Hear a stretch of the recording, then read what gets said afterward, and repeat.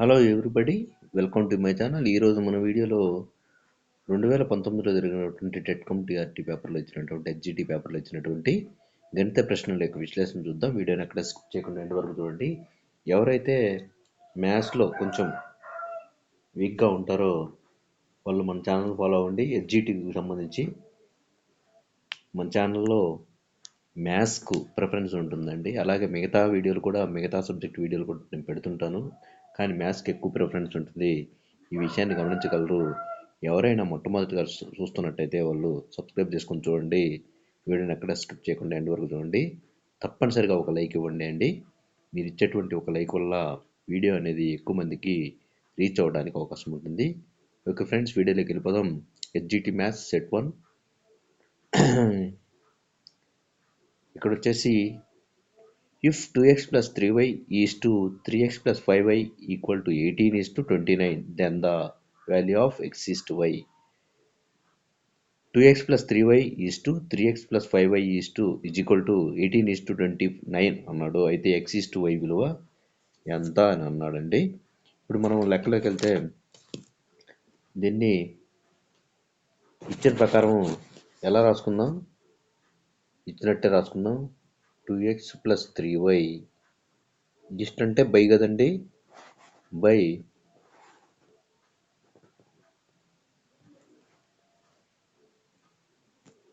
3x plus 5y, 2x plus 3y by 3x plus 5y is equal to ఎంతండి? వీటి నిష్పత్తి 18:29. So ఇప్పుడు నేను మధ్యలో ఈజ్ ఈక్వల్ ఉంది, ఈ భిన్నాలు కాబట్టి నేను అడ్డుగుణకారం చేస్తున్నాను. దీని చేత గుణిస్తాను. So 29 into 2x plus 3y 18 into 3x plus 5y అవుతుంది అనమాట. సో దీన్ని ఎలా రాస్తానో చూడండి ఒకసారి. 29 ఇంటూ, ఒకసారి నోట్బుక్ దగ్గర పెట్టుకొని రాసుకోండి. 29 into 2x plus 3y, 29 into 2x plus 3y is equal to 18 into 3x plus 5y.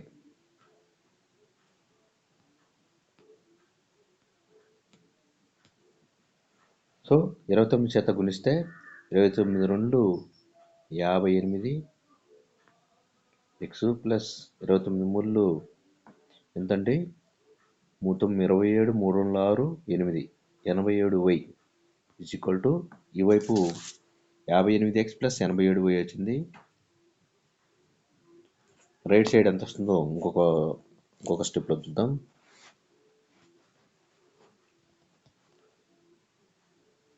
18 3 54, X plus 18 5 90y is equal to ఇందాక 58x ప్లస్ 87y.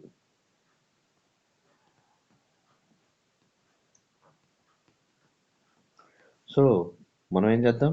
54xని ఇటువైపు తీసుకెళ్దాం, 87yని ఇటు తీసుకొద్దాం. 54x అటువైపు వెళ్తే మైనస్ 54x ఉంది. 58 నుంచి 54 పోతే 4x అవుతుంది. అలాగే 90 నుంచి 87 పోతే 3 అవుతుంది. So 4x is equal to 3y, 4x is equal to 3y. So మనకు కావాల్సింది x ఈజ్ టు y కాబట్టి ఈ y నీటి తీసుకురండి, x 4 నీటి తీసుకెళ్ళండి. So x by y equal to, already ఆ వైపు 3 ఉంది, 3/4 అంటే x వాల్యూ 3, y వాల్యూ 4 అనమాట. x is to y is equal to 3:4 అవుతుంది. So option 2 is the right answer. Next, the rate of compound interest per annum on a some of 6,250 to become 7,840 in 2 years is 6,250 రూపాయలు 2 సంవత్సరాల్లో 7,840 అయిన చక్రవడ్డీ rate. చూడండి, 6,250 2 సంవత్సరాల్లో 7,840 అయిందంట. So rate కనుక్కోవాలి మనము. So వడ్డీ ఎంత వచ్చిందో ఫస్ట్ చూద్దాం. 7,840 మైనస్ 6,250, 0, 14 9, నెక్స్ట్ ఇక్కడ ఎడిట్లో 2 పోతే 5, ఎడిట్లో 6 పోతే 1, 1590. కొంచెం 7840, 6250. 0 14 5 పోతే 9, తర్వాత ఎడిట్లో 2 పోతే 5, 1590 వచ్చింది వడ్డీ. అయితే మనం కనుక్కోవాల్సింది వడ్డీ రేటు. ఇప్పుడు చక్రవడ్డీ formula P into A equal to P into 1 + R/100 whole power n. 1 + R/100 whole power n అనమాట. ఈ ఫార్ములా ప్రకారం మనము P అంటే అసలు ఎంత అండి? 6250 ఇంటూ 1 + R కనుక్కోవాలి, వడ్డీ రేటు కనుక్కోవాలి, బై 100 హోల్ స్క్వేర్ అంటే హోల్ పవర్ n అంటే 2 సంవత్సరాలండి. ఇప్పుడు మనము మొత్తం ఎంత అయిందండి? 7840 అయింది మొత్తం. ఇది మొత్తము ప్లస్ అసలు ప్లస్ వడ్డీ కలిపి మొత్తం అయిందండి. ఇప్పుడు ఈ 6250 అనేది గుణిస్తుంది, ఇటువైపు వెళ్తే భాగిస్తుంది. 1 + R/100 హోల్ స్క్వేర్ని అలానే రాయండి. 1 + R/100 హోల్ స్క్వేర్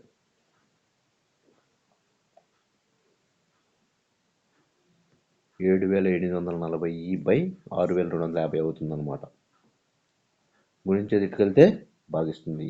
0కి 0 క్యాన్సిల్ అండి. ఇక్కడ స్క్వేర్ రూట్ కాస్త తీసేస్తే ఏమవుతుంది?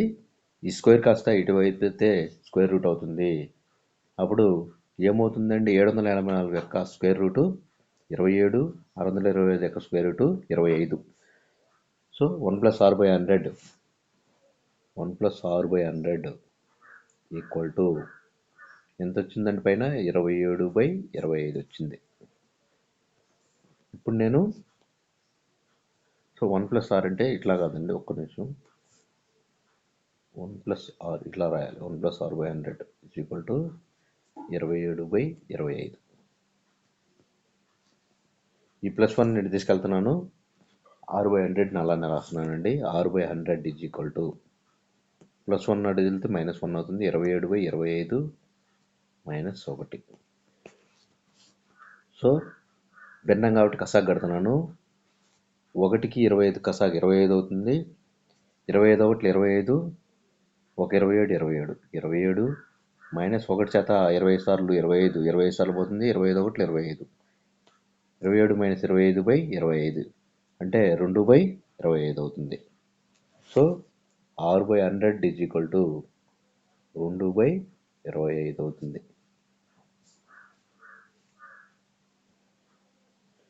25 ఒకట్లు 25 నాలుగులు. ఆరుని ఎక్కడి నుంచి ఈ 4ని ఇటు తీసుకెళ్ళండి, భాగిస్తుంది, అటు వెళ్తే గుణిస్తుందండి. R ఈక్వల్ టు 4 × 2 అంటే 8. సో వడ్డీ రేట్ ఎంత? 8%. 8% ఎక్కడ ఉందండి? 12 వచ్చిందండి. సారీ, ఎక్కడో మిస్టేక్ జరిగింది. మళ్ళీ ఒకసారి చూద్దాం.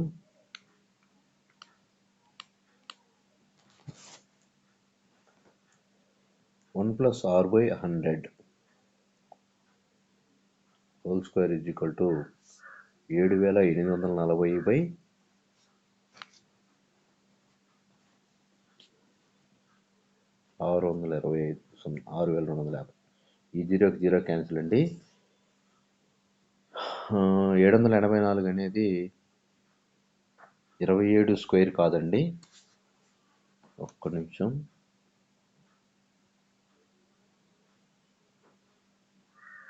25 25 26 26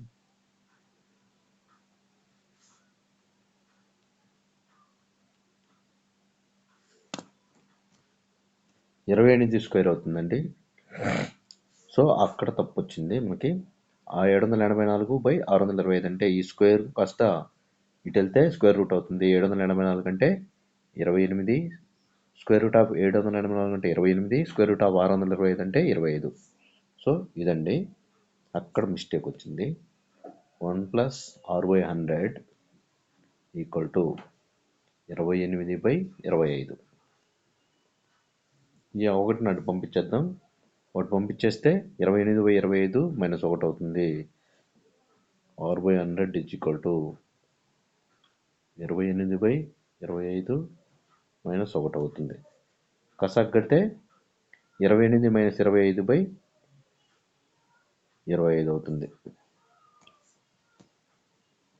R/100 ఈక్వల్ టు 28 మైనస్ 25/25 అవుతుంది. ఇక్కడ 28 నుంచి 25 పోతే 3/25 అవుతుంది. ఇక్కడ 25 ఒకటి 25 4లు R/4 ఈజ్ ఈక్వల్ టు పైన ఎంత ఉందండి 3 అంతే 3/1 4 ఇంటూ 3 12 అవుతుంది. R is equal to 12%. So ఇది option 3 is the right answer. Next, Tushar goes to a gym and loses 8% weight.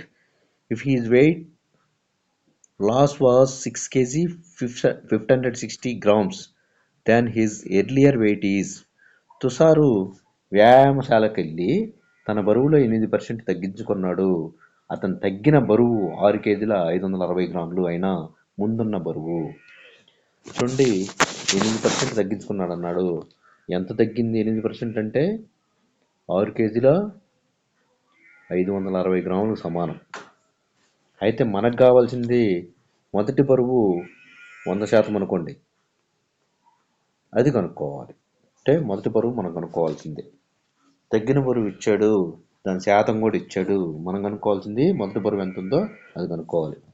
మొదటి బరువు బై ఎక్కువ అవుతుంది కదండి, మొదటి బరువు బై తగ్గిన బరువు ఇంటూ ఎంత 6.560. చూడండి ఈ 100% దీని గురించి అనుకోండి, పాయింట్ కాస్త రైట్ సైడ్ జరుగుతుంది, 656 అవుతుంది. 656 బై పాయింట్కు రైట్ సైడ్ ఈ జీరోకి వాల్యూ ఉండదు కాబట్టి 656/8 అవుతుంది. ఇప్పుడు 656ని 8 చేత భాగిస్తే 656ని 8 చేత భాగించండి. 8 8 64 పోతే 1 6 8 2 16 0. సో మొదటి వెయిట్ ఎంత 82 కేజీలు. ఇప్పుడెంత 6 కేజీల 560 గ్రాములు తీసేస్తే తగ్గిన బరువు తీసేస్తే ఇప్పుడు ఎంత ఉందో తెలుస్తుంది అనమాట. సో మొదటి బరువు మాత్రం 82 కేజీలు అనమాట. Next,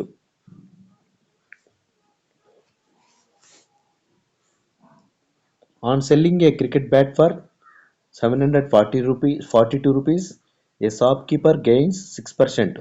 If he wants, gets 8% gain on that.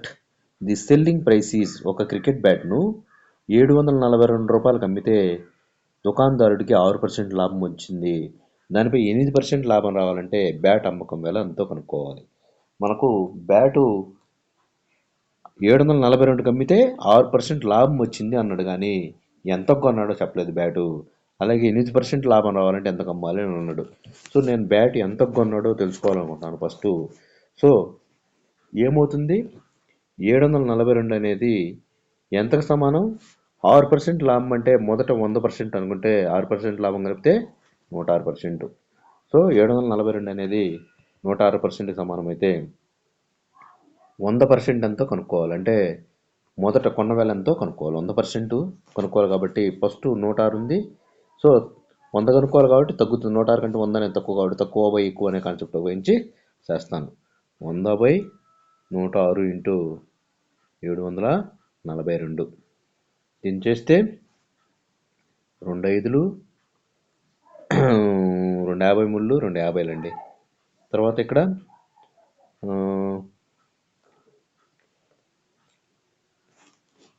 53 ఒకట్లు 53 పోతే 21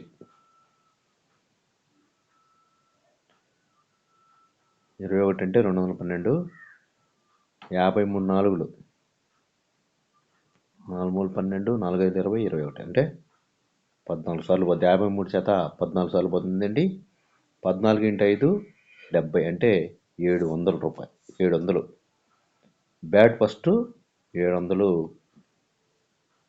6% లాభానికి అమ్మినప్పుడు 742 రూపాయలు అయింది.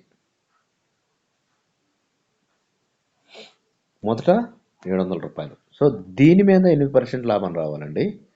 సో 8% లాభం రావాలంటే బ్యాట్ కొన్న వేల ఇంటూ 8% అంటే 108/100.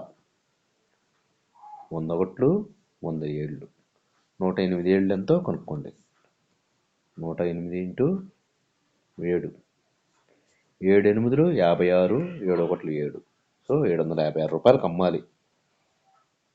సో 700 కొన్నాడు, 742 అమ్మితేనేమో 6% లాభం అవుతుంది. సో 756 రూపాయలకు అమ్మితేనేమో 8% లాభం వస్తుంది అనమాట. సో ఈ విషయాన్ని గమనించండి. So option 4 is the right answer, 756 రూపాయలు. Next, the least number that must be added to 5607 to make it a perfect square is 5607 అనే సంఖ్య పరిపూర్ణ వర్గ సంఖ్య కొరకు కలపవలసిన కనిష్ట సంఖ్య. చూడండి, 5607 అనేది ఏ వర్గ సంఖ్యకు దగ్గరలో ఉందో చూడండి ఒకసారి. ఫస్ట్ 40 40లు, 50 50లు, 60 60లు, 70 70లు, 7 49 అంటే 4900 అంటే 70 పైన ఉంటుందండి. 72 ఎంత కనుక్కుందాం.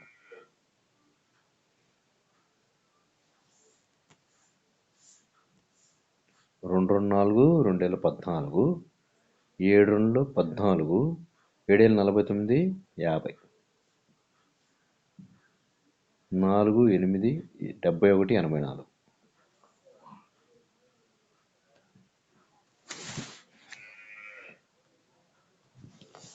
డెబ్బై నాలుగులో 5476 అవుతుందండి.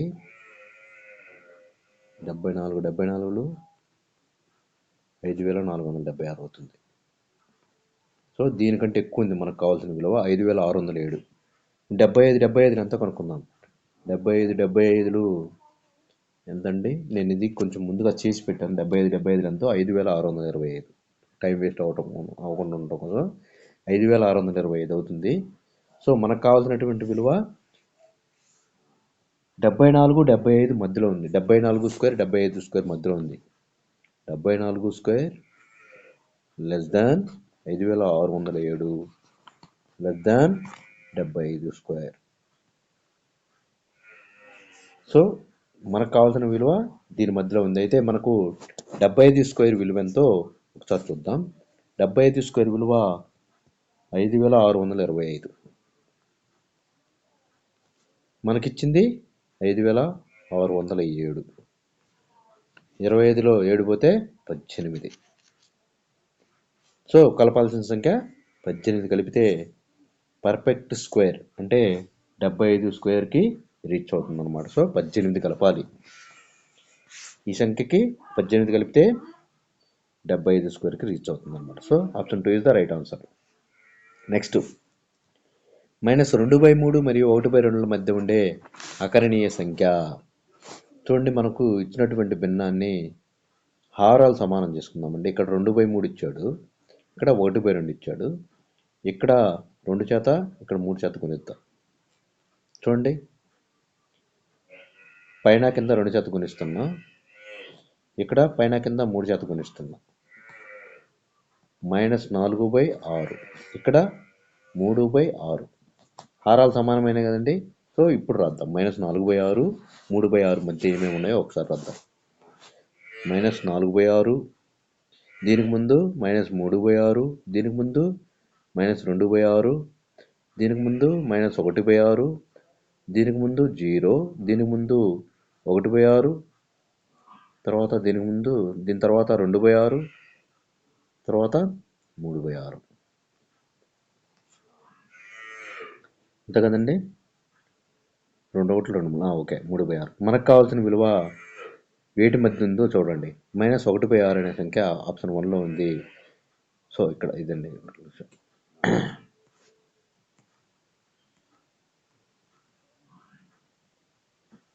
సో ఇచ్చినటువంటి వాటిలో 11/12 లేదు, 5/6 లేదు, తర్వాత -5/6 కూడా లేదు. కాబట్టి ఉంది -1/6 ఎక్కడ ఉందండి? ఇక్కడ ఉంది. సో మనకు కావాల్సినటువంటి భిన్నాల మధ్యలో అంటే -4/6 -3/6 అనే విలువ అంటే -2/3 1/2 మధ్యలో -1/6 అనేది ఉంటుంది.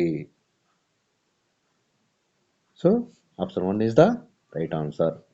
హారాలు సమానం చేసుకొని అకర్ణీయ సంఖ్యల్ని కనుక్కోవచ్చండి ఇలాగా. Next, in a 2-digit number the unit digit is 4 times the tens digit and the sum of the digits is 10, then the number is. లెక్క మళ్ళా తెలుగులో చదువుతున్నాను. ఒక 2 అంకెల సంఖ్యలో ఒకట్ల స్థానంలో అంకె పదుల స్థానంలో అంకెకు 4 రెట్లు మరియు వాటి మొత్తం 10 అయింది అంటున్నాడండి. ఇక్కడ కన్ఫ్యూజ్ అవ్వాల్సిన అవసరం ఏం లేదు. ఒక 2 అంకెల సంఖ్య తీసుకుంటున్నాను. ఒకట్ల స్థానంలో అంకె పదుల స్థానంలో అంకెకు 4 రెట్లు అన్నాడు. అసలు పదుల స్థానంలో అంకె 10x అని తీసుకున్నాం అనుకోండి, అంటే పదుల స్థానంలో ఉంది కాబట్టి ఒక x తీసుకున్నాం అనుకోండి, దానికి పదుల స్థానం అంటే 10 × x అవుతుంది. సో ఓట్ల స్థానంలో ఇంకా ఏమవుతుంది అప్పుడు? ఓట్ల స్థానంలో ఇంకా x అవుతుంది. దానికి 4 రెట్లు అన్నాను కాబట్టి పదుల స్థానంలో దానికి 4 రెట్లు 4 పదులు 40x అవుతుంది అనమాట. చూడండి బాగా చూడండి, x అనే సంఖ్యను x తీసుకుంటున్నాను నేను. ఒకట్ల స్థానంలో x, పదుల స్థానంలో 10x. అయితే ఇక్కడ ఏమంటున్నాడంటే పదుల స్థానంలో దానికి 4 రెట్లు అంటున్నాడు. ఒకట్ల స్థానంలో ఇంకా అప్పుడు 4 రెట్లు దీన్ని 4 చేస్తే 4 చేత మల్టిప్లై చేస్తే 40, 4 పదులు 40 × x అవుతుంది. సో పదుల స్థానంలో 10x, ఒకట్ల స్థానంలో 40x అవుతుంది. అయితే ఇక్కడ ఏమంటున్నాడు లెక్కలో వీటి మొత్తము 10 అంటున్నాడు. అంటే పదుల స్థానంలో ఇంకా 10x, ఒకట్ల స్థానంలో ఇంకా 40x, మొత్తం విలువ 10 అన్నాడు. సో 10x ఒక 40x 50x, 50x is equal to 10, x is equal to 10/50. 11 15 అంటే 1/5 వస్తుంది. x వాల్యూ ఎంత వచ్చిందండి? x is equal to 1/5. అయితే మనకు కావాల్సింది ఆ సంఖ్య ఏంటి అని కనుక్కోమన్నాడు. పదుల స్థానంలో ఇంకా ఏం తీసుకున్నామండి? 10x తీసుకున్నాం. అంటే 10x అంటే 10 × x ఎంత వచ్చిందండి? 5. 1/5 సారీ, 5 1 5 2. సో పదుల స్థానంలో ఇంకా 2 వచ్చింది. ఒకట్ల స్థానంలో ఇంకా ఎంత వచ్చిందో చూద్దాం. 40x ఒకట్ల స్థానంలో ఇంకా మనం ఇందాక 40x అనుకున్నాం. వాడిచ్చిన దాని ప్రకారం 40 × x అంటే 1/5. 5 1 5 8.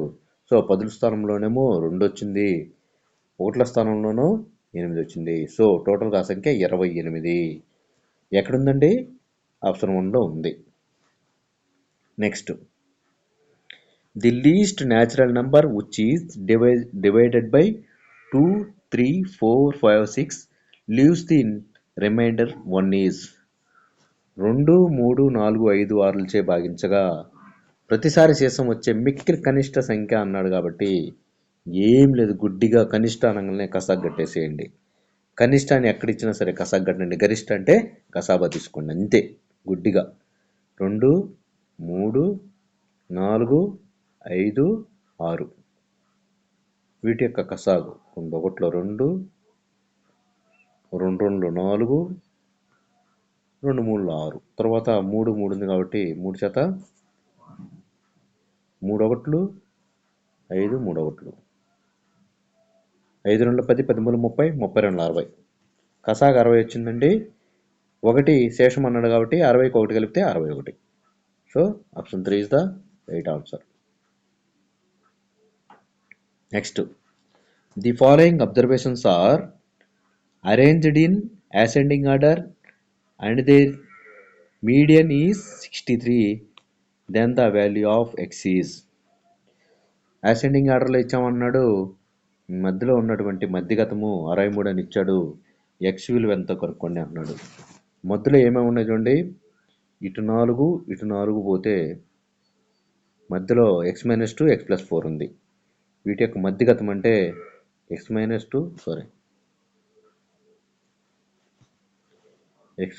2 ప్లస్ x + 4 వీటి యొక్క సరాసరి /2 = 63. మధ్యలో ఉన్నాయి కాబట్టి రెండింటి యొక్క సరాసరి తీసుకోవాలి మనము. ఇక్కడ x ఇక్కడ x, 2x 4 2 పోతే 2, 2x + 2 2x + 2/2 = 63. ఈ రెండుని ఇటు పంపించేస్తున్నాను. 2x + 2 = 2 × 63 అంటే 2 3 6 2 6 12 126. ఈ రెండుని కూడా ఇటు పంపిస్తే 126 - 2 అవుతుంది, 124 అవుతుంది. అప్పుడు 2x = 124, x = 124/2, 2 6 2 2 62 వచ్చింది. So option 4 is the right answer. x value 62. Next, if the model class of the data is 10 to 15, then f is పై దత్తాంశం యొక్క బాహుళక తరగతి 10 నుంచి 15 అయిన f విలువ. బాహుళకం అంటే ఇక్కడ అత్యధికంగా ఉండేటువంటి విలువే బాహుళకం అవుతుంది.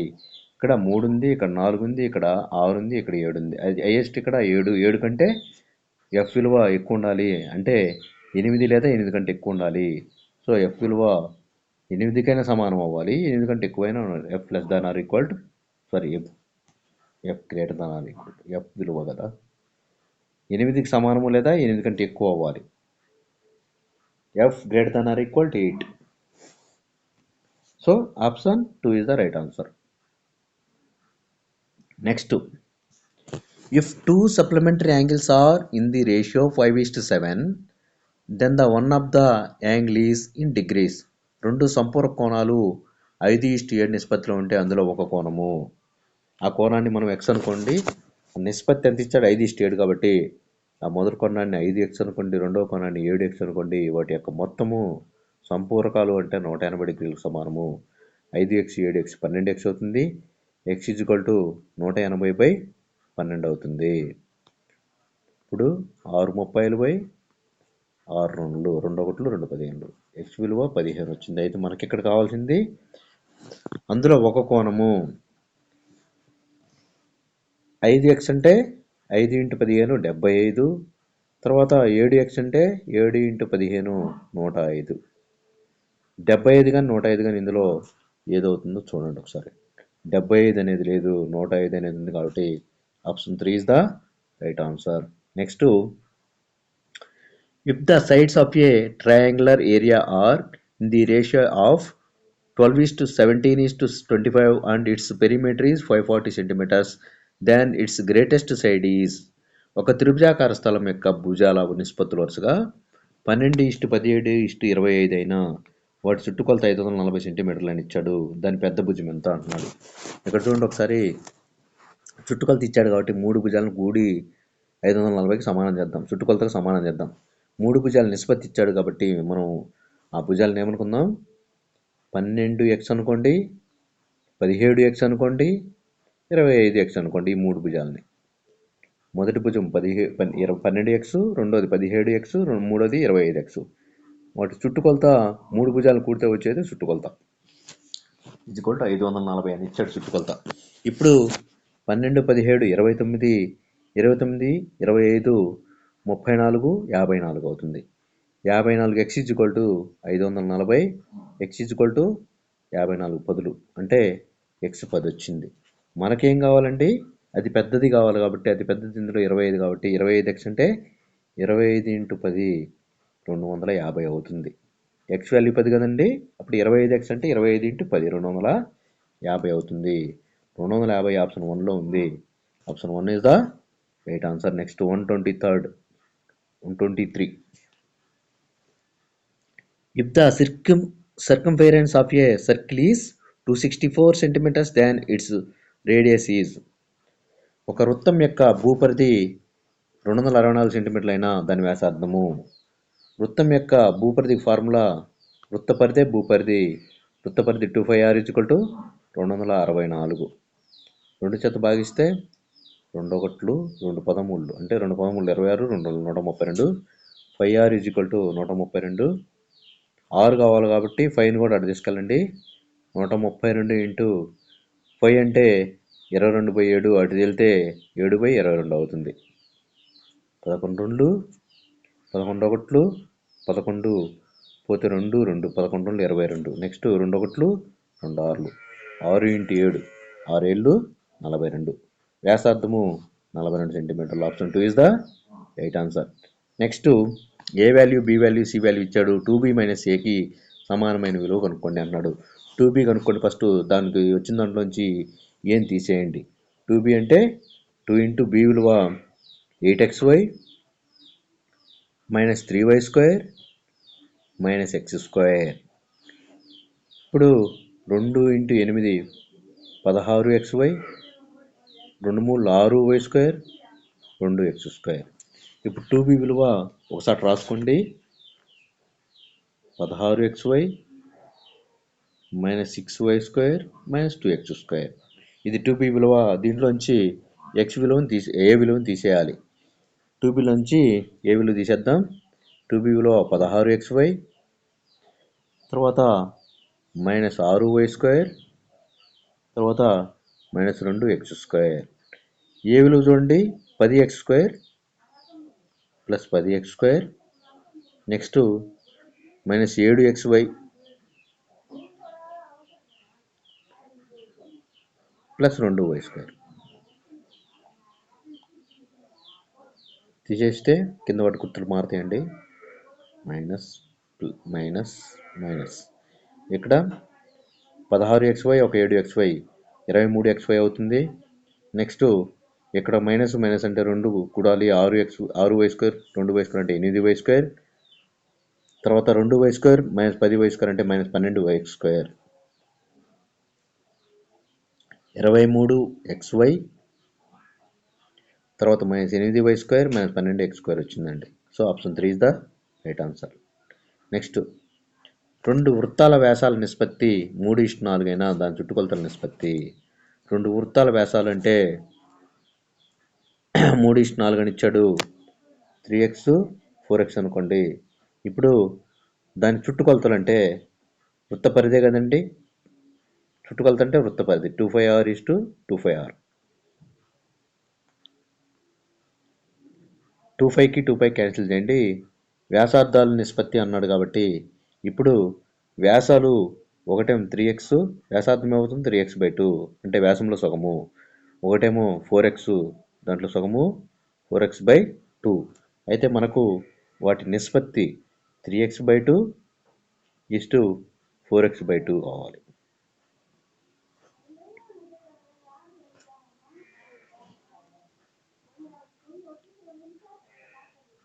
Three X by two by 4x/2. ఈ 2కు 2 క్యాన్సిల్, x క్యాన్సిల్, మిగిలింది 3/4 అంటే 3:4. Option 4 is the right answer. మళ్ళీ అదే వచ్చింది. Next, the length of a rectangular field is 8 meters less than twice its breadth.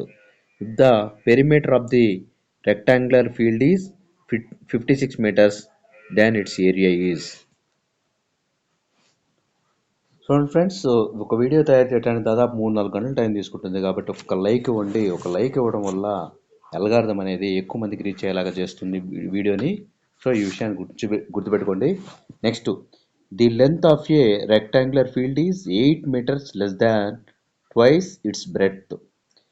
If the perimeter of the rectangular field is 56 meters, then its area. ఒక దీర్ఘచతురస్రాకార పొలం యొక్క పొడవు వెడల్పు యొక్క రెట్టింపు కంటే 8 మీటర్లు తక్కువ. పొలం యొక్క చుట్టుకొలత ఇచ్చారు, దాని యొక్క వైశాల్యం కనుక్కోండి అన్నాడండి. ఇక్కడ పొలం యొక్క పొడవు వెడల్పు యొక్క రెట్టింపు కంటే 8 మీటర్లు తక్కువ అన్నాడు. సో వెడల్పు తెలుసా అండి? వెడల్పు తెలియదు కాబట్టి వెడల్పు b = x మీటర్లు అనుకోండి. తర్వాత పొడవు ఏమంటున్నాడు అండి?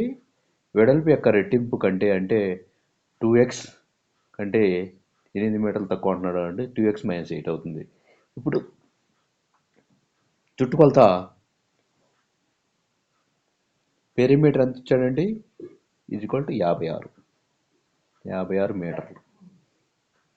సో ఇప్పుడు మనము వైశాల్యం కనుక్కోవాలంటే ఫస్ట్ పొడవు వెడల్పు ఎంతో కనుక్కోవాలి. 2 ఇంటూ పొడవు ప్లస్ వెడల్పు అంటే పొడవు వచ్చేసి 2x - 8 ప్లస్ పొడవు ఎంత అండి? x = చుట్టుకొలత. నెక్స్ట్ 2x ఇక్కడ ఒక x 3x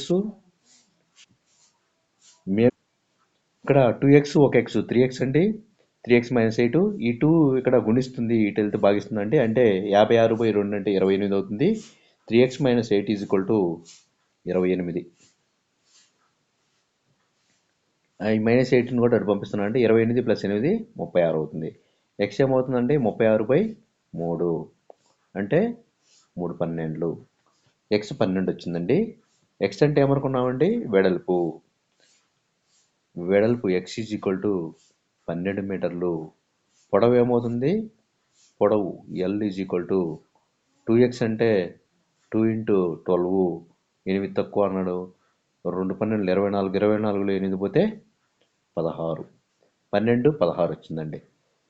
పొడవు 16 మీటర్లు, వెడల్పు 12 మీటర్లు. ఇప్పుడు మనం కనుక్కోవాల్సింది దీర్ఘచతురం యొక్క వైశాల్యం. దీర్ఘచతురం వైశాల్యం ఫార్ములా ఎల్ ఇంటూ బి.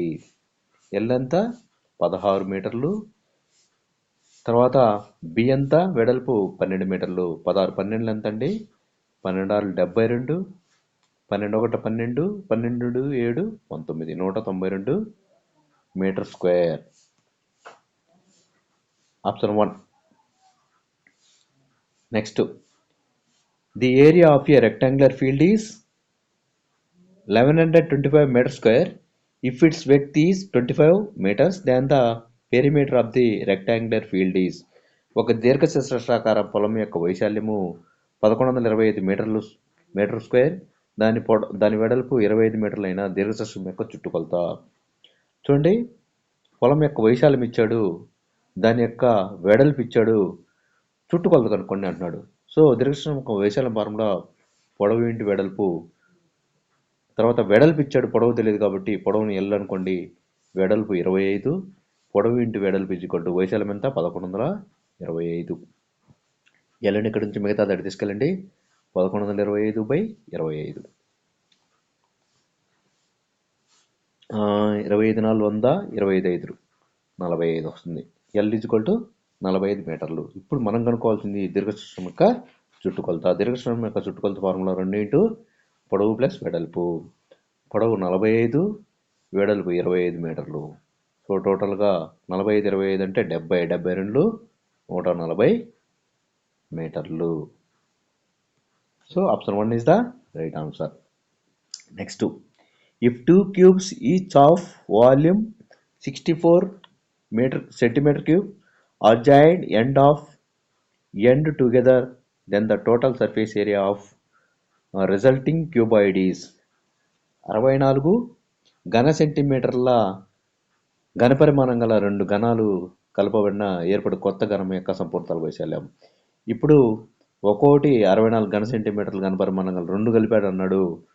ఒకదాని యొక్క ఘనపరిమాణము 64 అన్నాడు, ఇంకోటి కూడా 64 అవుతుంది. అప్పుడు ఒకదాని యొక్క ఘనపరిమాణం ఫార్ములా క్యూబ్ కాబట్టి ఏ క్యూబ్ ఈజ్వల్ టు 64 అవుతుంది. అప్పుడు ఏ ఈజ్వల్ టు 4 అవుతుంది. 4 ఇంటూ 4 ఇంటూ 4, 4 4 16, 16 4 24. అప్పుడు ఏ పొడవు 4, తర్వాత ఇంకో దానికి కూడా పొడవు 4 వస్తుంది. ఎలానో చూడండి ఒకసారి. ఇది ఒక క్యూబ్ అనుకోండి,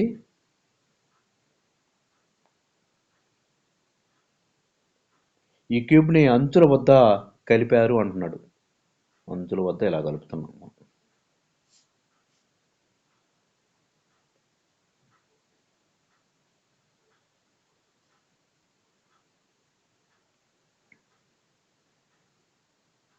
చూడండి, ఇది ఎంత వచ్చిందండి, పొడవు 4 మీటర్లు, దీనికి కూడా 4 మీటర్లు వచ్చింది. అంటే టోటల్గా పొడవు ఎంత వచ్చింది 8 మీటర్లు.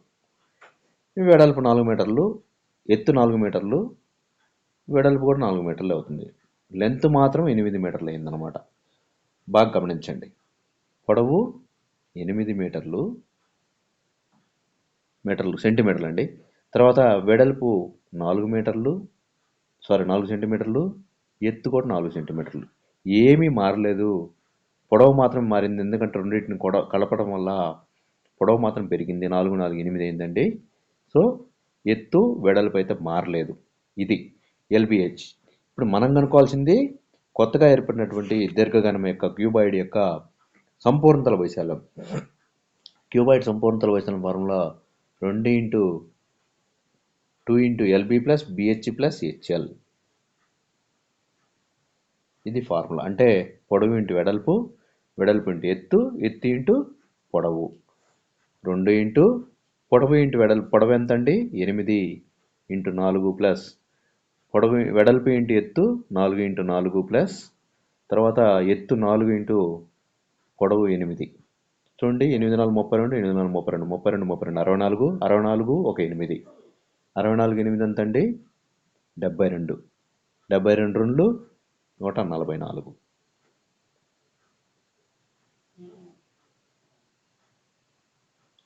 ఏదో సంథింగ్ వచ్చిందండి. 2 ఇంటూ ఒక్క నిమిషం సార్, మళ్ళీ ఒకసారి వేద్దామండి. 2 ఇంటూ 8 ఇంటూ 4 పొడవు ఇంటూ వెడల్పు ప్లస్ వెడల్పు ఇంటూ ఎత్తు ప్లస్ ఎత్తు ఇంటూ పొడవు 4 ఇంటూ 8.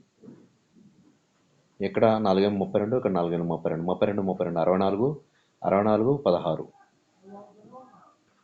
చూడండి ఇక్కడ 2 ఇంటూ 8 4 32, 8 4 32, 32 32 64, 64 ఒక 16, 80 అండి. 82 160. So option 2 is the right answer. Next X minus Y విలువ ఇచ్చాడు, XY విలువ ఇచ్చాడు. X cube minus why cube విలువ కనుక్కోండి అంటున్నాడు. X minus why whole cube is equal to X cube minus why cube minus 3xy into X minus Y అన్నమాట ఈ formula. ఒకసారి గుర్తుపెట్టుకోండి.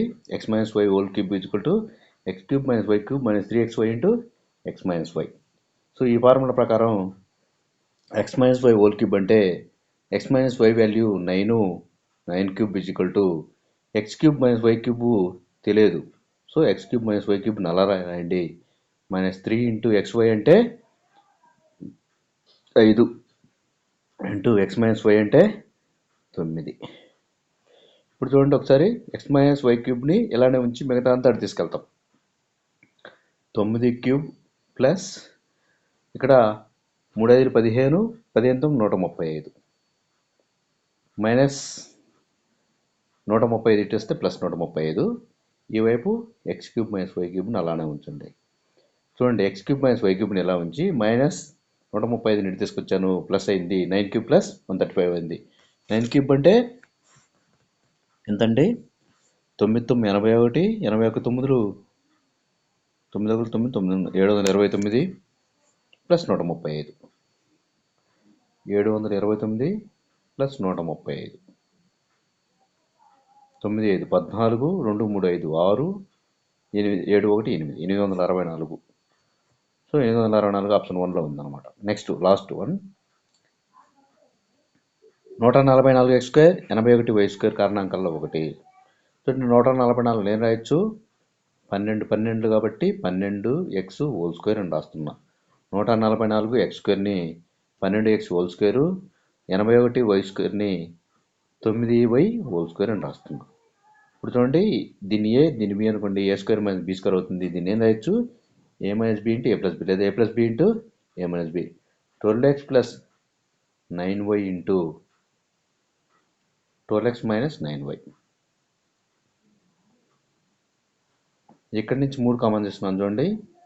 3 కామన్ చేస్తే 4x, ఇక్కడ 3 కామన్ చేస్తే 3y, ఇక్కడ కూడా 3 కామన్ చేస్తే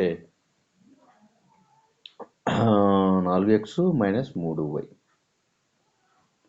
చూడండి ఇక్కడ ఒకసారి 4x plus 3y, 4x minus 3y, 4x plus 3y కానీ 4x మైనస్ 3y అని ఉందని చూడండి. 4x minus 3y, 4x plus 3y లేదు. సో 4x మైనస్ 3y అనేది 144x స్క్వేర్ 81y స్క్వేర్ కారణాంకాల్లో 1 అవుతుంది అనమాట. So option 2 is the right answer. Next methodology. Aristotle నిర్వచనం ప్రకారం గణితం అంటే అరిస్టాటిల్ ఏమని నిర్వచించారు? పరిమాణ శాస్త్రం అని. Option 3 is the right answer. Next విద్యార్థులకు ప్రాథమిక పాఠశాలలో బోధించే గణితం ప్రాథమికోన్నత పాఠశాలలో గణితం అభ్యసించుటకు మూలాధారమై ఉంటుంది. ఇక్కడ పెంపొందించబడి విలువ ప్రిపరేటరీ వాల్యూ, సన్నాహక విలువ. అంటే హై స్కూల్లో ఏదైతే చేయాలో అది ముందే ఇక్కడ దాన్ని ప్రిపరేషన్గా నేర్పాలి అంటే దాన్ని ప్రిపరేషన్ అంటారు. సన్నాహక విలువ. Option 3 is the right answer. Next, విద్యార్థి దీర్ఘశిశ్రమణకు సమాంతర శిల్పం మధ్య గల భేదాలను తెలిపాడు అన్నది ఈ లక్ష్యానికి చెందిన సృష్టీకరణ. ఆ ఏంటో తెలిస్తేనే భేదాలను అనేది తెలియడం జరుగుతుంది అనమాట. సో తెలపడం అనేది అవగాహన లక్ష్యానికి చెందిన సృష్టీకరణ. వాటి మీద అవగాహన ఉంటేనే అవి ఏంటో చెప్పగలడు. సో అవగాహన లక్ష్యం సృష్టి నెరవేరినట్టు. నెక్స్ట్, వ్యాసక్తుల ద్వారా నేర్చుకోవడం, నిర్దేశిత ప్రత్యక్ష అనుభవము, మూర్త అనుభవాల నుండి అమూర్త ఆలోచనలు మరియు తెలిసిన అంశాల నుండి తెలియని అంశాలు కనున్నవి ముఖ్య లక్షణాలు గల బోధనా పద్ధతి. హ్యూరిస్టిక్ మెథడ్ అంటే అన్వేషణ పద్ధతి. Option 4 is the right answer. Next, క్రింది వానిలో ఆగమన పద్ధతి నందలి దోషము ఏంటంట? అధిక శ్రమతో కూడినది మరియు ఎక్కువ సమయాన్ని తీసుకుంటుంది. సో అందుకని దీన్ని సూత్ర స్థాపన పద్ధతి అని కూడా అంటారు. ఇది తక్కువ ఉపయోగించడం జరుగుతుంది అనమాట. సో నెక్స్ట్, గణిత పేటిక ఓబీబీ కిట్ నందలి ఈ సామాగ్రి ద్వారా దశాంశ భిన్నాల భావనను బోధించవచ్చు. ఏంటంటే ఘనాపకారపు కడ్డీల ద్వారా. నెక్స్ట్, ఘాతాంకాలు మరియు ఘాతాంకాల నందలి అంశాలు వాటి క్లిష్టత ప్రకారం 6, 7 మరియు 8 తరగతులకు విభజించబడినవి. ఇది క్రింది కరికులం నిర్మాణ సూత్రం. ఏంటంటే కాన్సెంట్రిక్ మెథడ్, ఏకకేంద్ర పద్ధతి. Option 3 is the right answer. Next, ఈ ఉపగమం నందు విద్యార్థుల జ్ఞానాన్ని వారి సొంత అనుభవాలు, ఆలోచనలు మరియు పరిశోధన ద్వారా పెంపొందించుకుంటారు. నిర్మాణాత్మక ఉపగమము. వీడియో లెంత్ ఎక్కువ అవుతుంది కాబట్టి నేను ఇంగ్లీష్ చదవట్లేదండి. మీరు వీడియోని పాస్లో పెట్టుకొని చూసుకోండి, ఇంగ్లీష్ మీడియం వాళ్ళు. గణితం నందు నిర్వహించబడే క్లబ్బులు, సంతలు, ప్రదర్శనలు మొదలగు వాటిని ఇలా అంటారు. ఏంటండి? సహపాఠ్య కార్యక్రమ కృత్యాలు. Option 4 is the right answer. Next, 3, 7, 4, 5, 6, 8ని ప్రామాణిక రూపంలో రాయండి. దీని ద్వారా పరీక్షించవలసిన విద్యా ప్రమాణం ఏమవుతుంది? వ్యక్తపరుచుట. ఇదండి మ్యాథ్స్ కంటెంట్ మరియు మెథడాలజీ. వీడియోని అక్కడ స్కిప్ చేయకుండా ఎండ్ వరకు చూడండి. వీడియో నచ్చితే లైక్ చేయండి, షేర్ చేయండి, సబ్స్క్రైబ్ చేయండి. మన ఛానల్ని ఎవరైతే ఫస్ట్ టైం చూస్తున్నారో వాళ్ళు తప్పనిసరిగా సబ్స్క్రైబ్ చేసుకొని చూడండి. Thank you friends, thank you.